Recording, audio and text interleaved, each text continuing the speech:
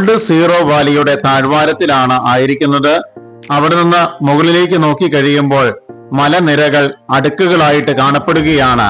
അതിന്റെ താഴ്വാര കാഴ്ചകളും അതിമനോഹരമായതുകൊണ്ടാണ് ഇത് എന്റെ വീഡിയോയിൽ ഞാൻ ചിത്രീകരിച്ചുകൊണ്ടിരിക്കുന്നത്.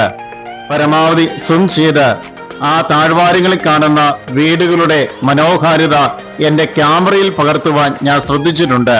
നെല്ല് കൊയ്തെടുത്തതിന് ശേഷമുള്ള നെൽപ്പാടങ്ങളാണ് എനിക്ക് സമീപ ഭാഗത്തായിട്ട് എനിക്ക് കാണുവാൻ സാധിക്കുന്നത്. അപ്പത്താനി ട്രൈബിൽപ്പെട്ട ആളുകളാണ് ഇവിടെ താമസിക്കുന്നത്. ഇവരുടെ കൃഷി രീതിക്കും ഒത്തിരിയേറെ പ്രത്യേകതയുണ്ട്. ഓർഗാനിക് രീതിയിലാണ് ഇവർ കൃഷികളെല്ലാം ചെയ്യുന്നത്. അതിന്റെ ഭാഗമായിട്ട് നെല്ല് വിളയുന്ന കണ്ടത്തിൽ അവർ മീൻ കൃഷിയും കൂടെ നടത്താറുണ്ട്. മീനും നെല്ലും ഒരുമിച്ച് വളരുന്നു. മീനിന്റെ അവശിഷ്ടങ്ങൾ കൊണ്ടാണ് നെല്ലിന് അത് വളമായിട്ട് തീരുന്നത്. അതുകൊണ്ട് അവ രണ്ടും ഒരുമിച്ച് വളരുന്ന ഒരു രീതിയാണ് ഇവിടെയുള്ളത്. ധാന്യം കൊയ്തെടുത്തതിന് ശേഷം അവര് സംഭരിച്ചു വെക്കുന്നതിനും പ്രത്യേകതയുണ്ട്.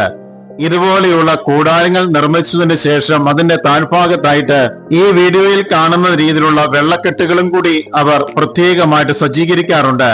ഇതിന്റെ പ്രധാന ഉദ്ദേശം എന്ന് പറയുന്നത് ഒരു രീതിയിലുള്ള കീടങ്ങളും ഈ ഒരു വെള്ളക്കെട്ടിന്റെ മുകളിലേക്ക് കടന്നു വരുവാൻ പാടില്ല എന്നുള്ള ഉദ്ദേശത്തോടു കൂടിയാണ് ഇപ്രകാരം അവർ ചെയ്യുന്നത്. ധാന്യങ്ങളെല്ലാം സുരക്ഷിതമായിട്ട് വയ്ക്കുവാൻ അവർ കണ്ടെത്തിയ വലിയ ഒരു മാർഗമാണിത്. ഇതാ മറ്റൊരു രീതിയിലുള്ള ഒരു ഭവനം പണിയുന്നതിന്റെ ദൃശ്യഭാഗങ്ങളാണ് എന്റെ വീഡിയോയിൽ ഞാൻ പകർത്തിക്കൊണ്ടിരിക്കുന്നത്. മുളകൾ കൊണ്ടാണ് അവർ നിർമ്മിക്കുന്നത്. വീണ്ടും ഞങ്ങളുടെ പള്ളിയുടെ സമീപ ഭാഗത്തേക്ക് എത്തിച്ചേർന്നിരിക്കുകയാണ്. റിസോർട്ടിന്റെ ഭാഗത്ത് നിന്ന് ഏതാനും ചിത്രീകരണങ്ങൾ കൂടി നടത്തുകയാണ്. ഈ റിസോർട്ടിലാണ് ഈ അപ്പത്താനി ട്രൈബിൽപ്പെട്ട ഏതാനും ആളുകൾ ഞങ്ങൾക്കായി ഉച്ചഭക്ഷണം ഒരുക്കിയിരിക്കുന്നത്. അതിന്റെ ഒരുക്കങ്ങളും രീതികളുമായി അടുത്ത എപ്പിസോഡിൽ നമുക്ക് കണ്ടുമുട്ടാം.